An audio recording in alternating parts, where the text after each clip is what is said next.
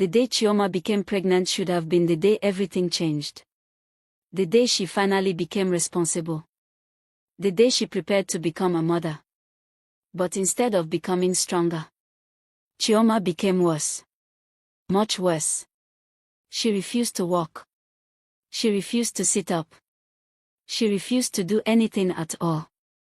Most days she simply lay on her large wooden bed like a queen who had forgotten how to use her own legs. Her swollen pregnant belly rose and fell slowly as she stretched lazily and called out across the house. "Somebody come here." A tired maid hurried into the room. "Yes, madam." Chioma did not even try to move. She simply opened her mouth slightly and said, "I'm hungry. Feed me." The maid stood frozen for a moment, hoping she had heard wrong. But Chioma only stretched her neck forward like a helpless child. With a defeated sigh, the maid scooped the food and gently placed it into Chioma's mouth. Later that same afternoon, Chioma shouted again from the bed, "Where is everyone? I want to bathe." Another maid rushed in. "Madam, the water is ready in the bathroom." Chioma frowned deeply as if the suggestion had offended her. "Then come and bathe me there." The maid blinked in disbelief. "Bathe you?" Chioma rolled her eyes impatiently. "Yes. Must I do everything myself?" Outside the room, the servants had begun whispering among themselves. One maid leaned toward the other and muttered under her breath, "Are we raising a baby, or serving a wife?" The other maid shook her head slowly. "At this rate, when the child comes, we may end up taking care of 2 babies." In the corner of the compound stood Chioma's husband, Chibuzo, a wealthy trader known for his discipline and hard work. But at that moment his face carried deep worry. He watched the maids run in and out of the house, attending to his pregnant wife who refused to lift even a finger for herself. His shoulders sank slowly as a troubling thought crossed his mind. If Chioma could not even feed herself, how would she take care of their child? But before we continue this unbelievable story, take a moment to support this channel by subscribing and turning on your notification bell so you never miss another powerful African story like this one. Now relax, sit back, and allow me take you through this emotional, dramatic, and surprisingly hilarious tale. Because the real question is this: how did a grown woman become so helpless that she could not even feed herself? Where did all this laziness begin? And what would become of her poor, worried husband, and the exhausted maids who now feel like they are raising a giant baby instead of serving a wife? To understand that, we must go back to the very beginning. Long before Chioma became known as the laziest wife anyone had ever seen, she was simply the miracle child of 2 aging parents. Her father, Okeke, and her mother, Uchechi, had waited many long and painful years for a child of their own. Year after year, they watched other families celebrate births while their own compound remained quiet. The village women whispered among themselves whenever Uchechi passed by. Some shook their heads in pity, others murmured that perhaps the gods had closed her womb forever. Okeke and Uchechi refused to give up hope. They prayed during every festival. They made sacrifices. They visited elders and sought blessings from the gods. Still, nothing happened. Until one season, when hope suddenly returned. One quiet morning, Uchechi discovered she was pregnant. At first she was afraid to believe it, her hands trembling as she told her husband. "Okeke, I think the gods have finally remembered us." Okeke stared at her in disbelief. "Are you certain?" When the truth became clear, the entire compound erupted in celebration. Neighbors danced. Drums sounded through the air. It felt as though a queen had already been born before the child even arrived. Months later, on a bright morning filled with excitement, Uchechi gave birth to a beautiful baby girl with soft cheeks and wide curious eyes. Okeke carried the tiny child into the open courtyard, his face glowing with pride as neighbors gathered around. Lifting the baby high into the air, he declared with joy, "Her name will be Chioma, the good one, the one sent by the gods." The crowd cheered loudly, But from that very moment something else quietly began to grow in that household. A dangerous kind of love. From that day forward, Chioma was not treated like an ordinary child. She was treated like a fragile treasure that must never be touched by hardship. Okeke made a decision almost immediately. "My daughter will never suffer," he announced proudly. Without hesitation he hired 2 young maids to serve in the household. Addis was placed in charge of the cooking, while Nkiru handled everything else, washing clothes, sweeping the compound, and attending to little Chioma's daily needs. As Chioma grew, she never had to fetch water. She never had to sweep the floor. She never even had to carry her own plate after eating. If Chioma stretched out her small hand, someone rushed forward to hold it. If she coughed even slightly, 3 people would panic and begin asking questions. "Is the child all right? Bring water. Call her mother quickly." Uchechi would smile proudly as she watched all this attention surrounding her daughter. Sometimes she would gently stroke Chioma's hair and say with absolute confidence, "My daughter will not suffer in this life." And in that moment, nobody realized that the very love meant to protect Chioma was slowly planting the seeds of the laziness that would one day shock an entire household. By the time Chioma turned 5 years old, something had already become very clear to everyone in the compound: Chioma did not behave like an ordinary child. No. Chioma behaved like a queen. One sunny afternoon she lay comfortably on a woven mat in the courtyard, lazily chewing roasted corn while watching the clouds drift slowly across the sky. Suddenly she frowned slightly and lifted her voice without even bothering to sit up. "Addis," she shouted. From the kitchen, Addis' tired voice answered quickly, "Yes, young madam." Chioma stretched her arm toward the empty calabash beside her. "Bring me water." Within seconds Addis came running, carefully placing the water into Chioma's hand as if she were serving royalty. Chioma drank slowly, wiped her mouth, then tossed the calabash aside carelessly. A few moments later she looked down at her dress and made another command. "Nkiru." The young maid rushed out of the house immediately. "Yes, Chioma." Chioma wrinkled her nose slightly. "I don't like this dress anymore. Change my clothes." Nkiru blinked for a second but quickly forced a smile. "All right, young madam." While the maids hurried back and forth like frightened chickens trying to please her, Chioma simply lay there chewing her corn and humming happily. Across the compound fence, several village children had gathered quietly, watching the entire scene with wide eyes. One little girl whispered to another, "Did you see that?" The other nodded slowly. She didn't even stand up. As the years passed, the difference between Chioma and the other children only became more obvious. By the time she turned 10 years old, most girls her age had already begun learning serious responsibilities. Every morning they carried clay pots on their heads as they fetched water from the stream. In the afternoons they helped their mothers cook simple meals. And when farming season arrived, they followed their families to the farms, learning the work that would one day prepare them for marriage. But Chioma slept. She ate. And she ordered people around. Morning after morning she remained stretched out on soft mats while the maids handled everything. And the worst part of all, she was proud of it. One day as she passed through the village path, a group of girls her age burst into laughter when they saw Nkiru carrying Chioma's basket for her. One girl teased loudly, "Chioma, are your hands broken?" The others giggled. Another girl added mockingly, "Maybe she will hire someone to breathe for her too." The laughter grew louder. But Chioma did not look embarrassed. Instead she slowly rolled her eyes, crossed her arms, and spoke with lazy confidence. "Why should I work when people can do it for me?" The girls stared at her in disbelief. Then one by one they shook their heads and walked away quietly, whispering among themselves as they disappeared down the dusty path, while Chioma continued strolling proudly behind her maid as if she truly believed the world existed only to serve her.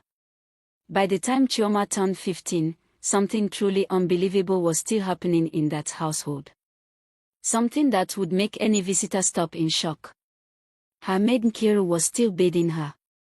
Yes, bathing a full-grown girl. One warm afternoon, sunlight streamed gently through the small window of Chioma's room as Nkiru walked in carefully carrying a bucket of warm water. She placed it on the floor and sighed softly before turning toward Chioma, who was already seated comfortably on a wooden stool as if this were the most normal thing in the world. Nkiru dipped a cloth into the water and began washing Chioma's arms slowly like a mother bathing a toddler. Chioma leaned back lazily, humming a cheerful tune, occasionally stretching her legs as Nkiru scrubbed them clean. "Careful with the soap," Chioma murmured casually. "I don't like when it enters my eyes." Nkiru forced a tired smile. "Yes, young madam." Outside the room, the compound remained peaceful and quiet, but that same evening something unexpected happened. A visitor arrived. Chioma's aunt.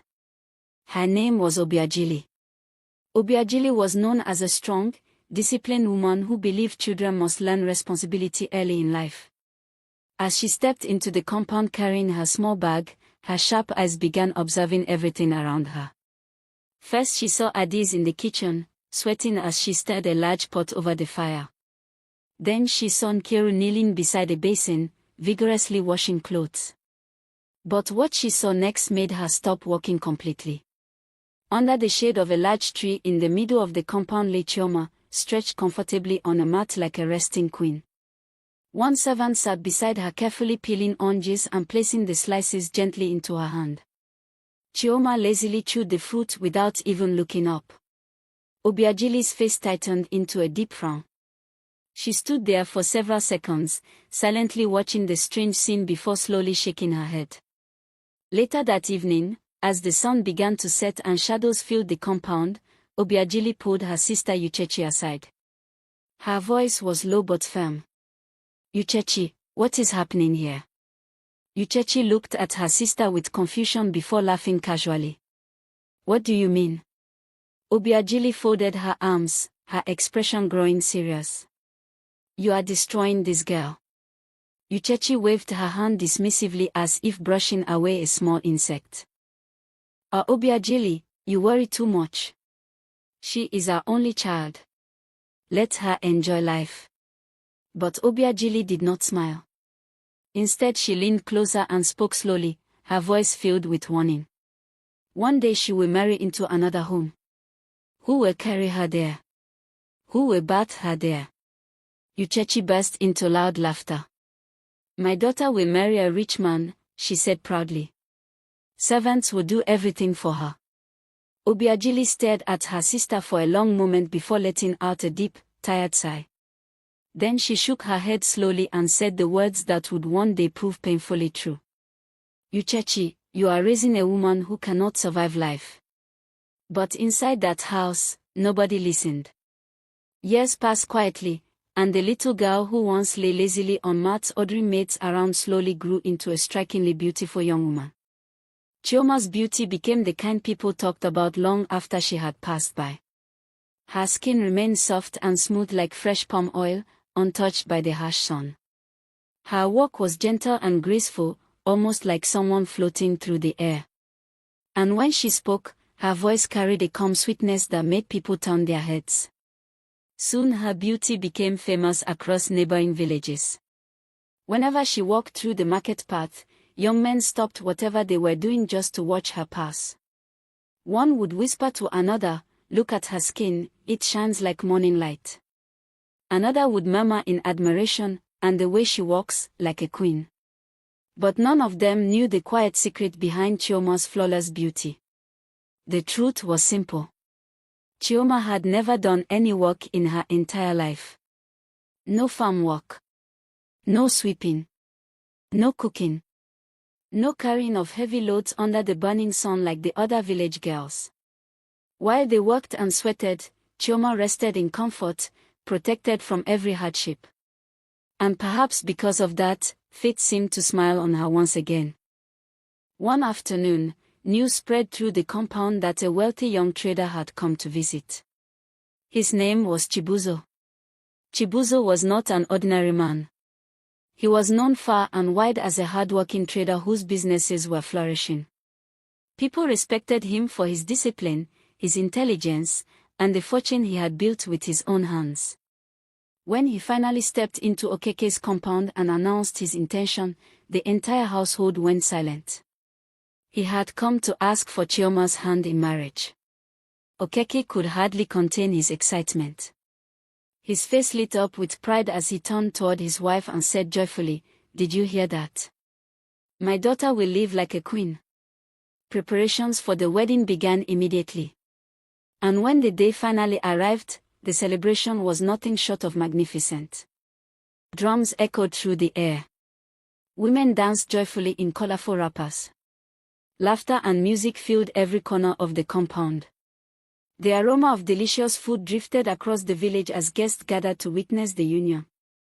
Chioma appeared dressed beautifully, her jewelry shining under the bright sun as she smiled sweetly at the crowd. People whispered in admiration as they watched her. "What a lucky bride," someone said. "What a fortunate man," another replied. But as Chioma stood there smiling happily beside her new husband, there was something she did not yet realize. Life was about to test her in ways she had never imagined. The wedding celebration lasted long into the evening, filled with music, laughter, and dancing that echoed through the compound. When the time finally came for Chioma to live with her husband, the atmosphere turned emotional. Her mother held her tightly, whispering blessings into her ears while tears gathered in her eyes. Okeke stood proudly beside them, smiling with satisfaction, convinced that his beloved daughter was going to a life of comfort and luxury. Chioma herself appeared calm and confident as preparations were made for her departure. Naturally, she expected her life to continue exactly the way it always had. As the final bags were being arranged, Chioma turned toward her two faithful maids, Adis and Kiru, and gestured for them to bring their belongings as well. After all, they had always gone wherever she went. Adis lifted a small basket, while Kiru hurried to gather her things. But just as they were about to step forward, Chibuzo raised his hand gently. "No," the simple word fell into the air like a sudden drumbeat. Everyone paused. The movement in the compound stopped almost instantly as several people turned toward him in confusion. Okeke frowned slightly. "What do you mean, my son?" Chibuzo remained calm, his voice respectful but firm. "In my house," he said slowly, "we do not bring personal maids." Chioma blinked in surprise, staring at him as if she had not heard correctly. "What?" For a moment she looked from Chibuzo to her parents and back again, clearly confused. "But, who will cook?" she asked softly, her voice filled with genuine concern. Chibuzo looked at her and gave a small reassuring smile. "The household staff will help when needed." Chioma nodded slowly, though her brows remained slightly furrowed. She did not fully understand what he meant. To her, it sounded almost the same as what she was already used to. Servants helping her whenever she asked. So she simply adjusted the wrapper around her waist and prepared to live with her husband, believing everything would continue exactly as before. But soon, Chioma would discover that life inside her husband's house was going to be very different from the one she had always known. The first morning in Chibuzo's house began quietly, but before the sun climbed halfway into the sky, it had already turned into a disaster. Chioma woke up slowly on the soft bed, stretching her arms lazily as she rubbed her eyes. The new house was large and quiet, and for a moment she simply lay there staring at the ceiling, expecting the familiar routine she had known all her life. Soon someone would walk in with water. Soon someone would bring her breakfast. That was how every morning had always begun. So Chioma waited. And waited. And waited. The room remained silent. No footsteps approached. No maid knocked on the door. Her stomach began to growl softly. Chioma frowned and turned on the bed, glancing toward the door with confusion. "Strange," she murmured under her breath.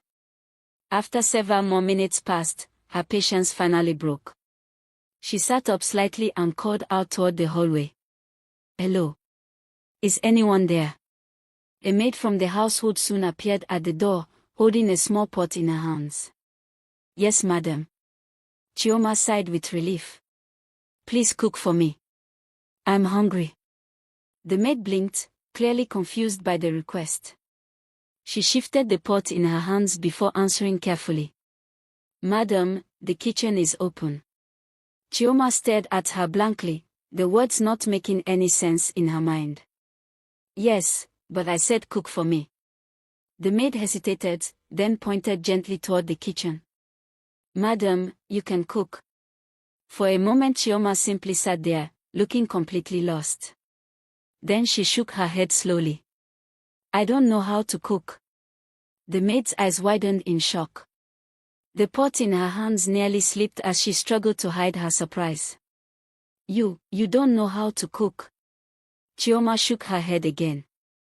Completely serious. The maid forced an awkward smile and quietly stepped away, still trying to process what she had just heard. But that morning was only the beginning. As the days passed, the truth about Chioma slowly became clear to everyone in the house. Chioma could not cook. She could not wash her own clothes. She could not even make her own bed. Instead, she depended entirely on the household maids for everything. They dressed her in the mornings. They served her meals. They cleaned her room and arranged her bed every night. Everywhere they turned, Chioma was calling someone to help her with something simple. Soon the servants began whispering quietly among themselves whenever her back was turned. One maid leaned toward another and murmured under her breath, "Does this woman know anything?" The other maid shook her head slowly, her eyes filled with disbelief. "I have never seen a wife like this before." And across the courtyard, Chibuzo watched it all unfold. At first he tried to remain patient. But as the whispers of the servants grew louder and the strange behavior of his wife became more obvious, a quiet feeling of embarrassment slowly began to settle in his heart. Not long after settling into Chibuzo's house, another piece of news arrived that filled the compound with excitement. Chioma was pregnant. At first everyone believed this joyful news would finally bring a change in her behavior. People whispered hopefully that motherhood would make her more responsible, that carrying a child would awaken the strength every woman needed to run her home. But instead of becoming stronger, Chioma became worse. Much worse. As the pregnancy began to show, she slowly abandoned even the little effort she had been making before. She refused to walk anywhere in the house. She refused to sit up properly. In fact, she refused to do almost anything at all. Most days she simply lay on the bed from morning until evening, resting her head lazily on the pillow as if her body had suddenly forgotten how to move. One afternoon her voice echoed loudly through the house. "Someone come here." A maid hurried into the room, slightly out of breath. "Yes, madam." Chioma barely lifted her head. "I'm hungry. Feed me." The maid hesitated for a second, unsure if she had heard correctly. But Chioma only opened her mouth slightly and gestured impatiently with her hand. With a tired sigh, the maid sat beside the bed, scooped some food from the bowl, and began placing it carefully into Chioma's mouth like she was feeding a small child. Chioma chewed slowly and nodded in satisfaction. A few hours later her voice rang out again from the room. "Where is everyone?" Another maid rushed in quickly. "Madam." Chioma stretched lazily and pointed toward the bathroom. "Come and bath, main." The maid's eyes widened in disbelief. "Bath, you?" Chioma frowned slightly, clearly annoyed by the question. "Yes. Must I do everything myself?" Outside the room, the servants were beginning to lose their patience. As they gathered near the back of the house, their whispers grew louder with frustration. One maid leaned close to another and muttered quietly, "Are we raising a baby, or serving a wife?" The other shook her head slowly, letting out a deep sigh. "At this rate, when the child comes, we might end up caring for 2 babies instead of 1. And standing across the courtyard, Chibuzo watched everything silently. His face remained calm, but deep inside, Worry was beginning to grow heavier with each passing day. As the days passed, Chibuzo watched his household slowly turn into something he no longer recognized. The maids ran around endlessly, whispering their complaints, while his pregnant wife lay on the bed like someone who had forgotten how to live her own life. Deep inside his heart, Chibuzo knew something had to change. He truly loved Chioma. She was gentle, beautiful, and kind in her own way. But he also knew a frightening truth: if things continued like this, Chioma would never survive the responsibilities of motherhood. How could a woman who could not feed herself care for a child? The thought troubled him day and night until finally, he made a difficult decision. One evening, after returning from a long business trip, Chibuzo walked slowly into the compound looking unusually tired. His shoulders were heavy, his face drawn with worry. Instead of greeting the servants or going about his usual routine, he simply sat down quietly on a wooden stool in the courtyard. Inside the house, Chioma noticed immediately that something was wrong. She struggled up from the bed and slowly walked outside, resting one hand on her swollen belly. "Chibuzo," she called softly. "What happened?" Chibuzo remained silent for a moment before releasing a deep, heavy sigh. He rubbed his forehead slowly as though carrying a terrible burden. "Chioma, my businesses are gone." The words seemed to freeze the air around them. Chioma stared at him, her eyes widening in disbelief. "What?" she asked faintly. Chibuzo lowered his head slightly and spoke again, his voice calm but heavy. "I lost everything." Chioma's mouth slowly fell open. For a moment she could not even speak. The comfortable world she had always known suddenly felt like it was crumbling beneath her feet. Then Chibuzo looked up and delivered the final blow. "Because of that, I cannot afford servants anymore." Chioma blinked rapidly, trying to understand what he had just said. "No servants," she repeated weakly. But Chibuzo simply nodded. And the very next morning, the entire compound gathered quietly as Chibuzo stood before the household staff. One by one, he thanked them for their service and dismissed them from the house. By the time the sun rose fully into the sky, the once busy compound had fallen into an unfamiliar silence. The maids were gone. And for the first time in her life, Chioma would have to face the world without anyone waiting to serve her. Chioma was horrified. The morning sunlight streamed through the windows, but there was no warmth in her heart. No servants. No helpers. No one to cook her food. No one to wash her clothes. No one to even bath her. For the first time in her life, the world looked impossibly cruel. She rushed to gather her few belongings, her hands trembling as she stuffed clothes into her small bag. Her heavy pregnant belly made every movement slow and exhausting, but fear and panic pushed her forward. "I cannot live like this," she cried, her voice breaking as tears streaked down her cheeks. She marched out of the house and began the journey back to her parents' home, dragging her bag along the dusty path, each step heavier than the last. But when she arrived, something unexpected awaited her. Her father, Okeke, stood at the gate, his face calm and quiet, watching her approach. Chioma dropped her bag at his feet, exhausted and desperate, and ran toward him. "Father," she shouted, her voice shaking. "You are sending me back to suffer. I cannot live like this. There is no one to help me." Okeke looked at her steadily, then spoke with a firmness that made Chioma freeze in place. "Chioma, you are married now." She turned to her mother, Uchechi, seeking comfort, but her mother's voice was soft and unwavering. "Your husband's house is your home," she said gently. Chioma sank to her knees, sobbing uncontrollably, her arms wrapped around her belly as if it could shield her from the fear that gripped her. "No. You cannot send me back," she wailed. "I will die there. I will suffer. Please, don't." But both parents remained unmoved, their faces calm, resolute. With tears streaming down her face, her body heavy and weary, Chioma realized there was no choice. She rose slowly, picked up her bag, and with a heart full of dread, returned to her husband's house, each step heavier than the last, knowing that the life she had always known had ended, and a new, difficult chapter awaited her. The first weeks in Chibuzo's house were nothing short of terrible. Each day seemed heavier than the last for Chioma.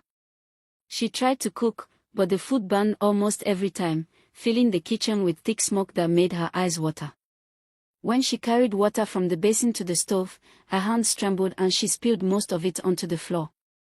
The clothes she attempted to wash came out stiff, stained, and wrinkled, and sometimes she tore them without meaning to.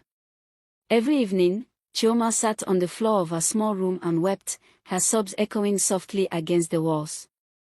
"I cannot do this," she shouted one afternoon, her voice trembling with frustration, her arms flailing in despair. Chibuzo, watching from a distance, remained calm.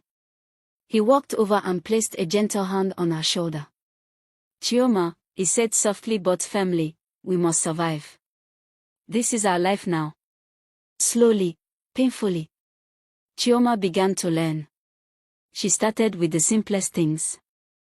First, she learned how to cook small, manageable meals, stirring carefully as she whispered instructions aloud to herself. Then she tackled the clothes, scrubbing, rinsing, and finally hanging them out in the sun to dry. After that came sweeping the floor, arranging the household, and slowly remembering how to take care of herself without calling for help. She fell many times, bruising her knees and scraping her palms. She cried many times, her tears falling into the soapy water as she struggled. But with each failure, each mistake, each tear shed, she continued. She did not give up. Even when her hands were raw, even when her body ached from carrying baskets of laundry, she kept going. Day by day, Chioma grew stronger, learning to live in a world where she could no longer simply lie back and be served, a world where survival meant trying, failing, and trying again. Months later, the day finally came. Chioma gave birth to a healthy, beautiful baby. The cries of the newborn filled the house, but instead of fear or panic, a new strength had awakened inside her. Something had changed. For the first time, Chioma held her child in her arms and bathed the tiny body herself, her hands gentle but steady. She carried the baby on her back as she moved to the kitchen, stirring pots and preparing meals with a confidence she had never known. The house, once a place of chaos and helplessness, now shone with her careful hands. She swept the floors, folded clothes, and organized every corner of the home. And sometimes, as she looked at her own reflection, she laughed softly, shaking her head. "I cannot believe I used to behave like that," she whispered, almost to herself, a smile spreading across her face. Years passed quietly but powerfully. Chioma grew into a woman who was strong, responsible, and confident. The woman who once could not stand up alone now managed an entire household with skill and pride. Chibuzo watched her from the doorway, a soft smile on his lips, pride shining in his eyes. She had transformed completely, not through wealth or servants, but through patience, determination, and the quiet courage that had been hidden inside her all along. One peaceful evening, the sun casting long golden shadows across the courtyard, Chibuzo called Chioma to sit beside him. There was a weight in the air, a quiet seriousness she had not felt before. He smiled gently, the kind of smile that made her heart come even as curiosity pricked at her. "Chioma, we were never poor," he said softly. Chioma froze, her hands gripping the edge of the chair. "What?" she whispered, disbelief making her voice shake. Chibuzo's eyes met hers, calm and steady. "I did not lose my businesses." Chioma's mouth slowly opened, the words catching in her throat. "I only pretended," he added quietly. Tears sprang to her eyes, blurring her vision.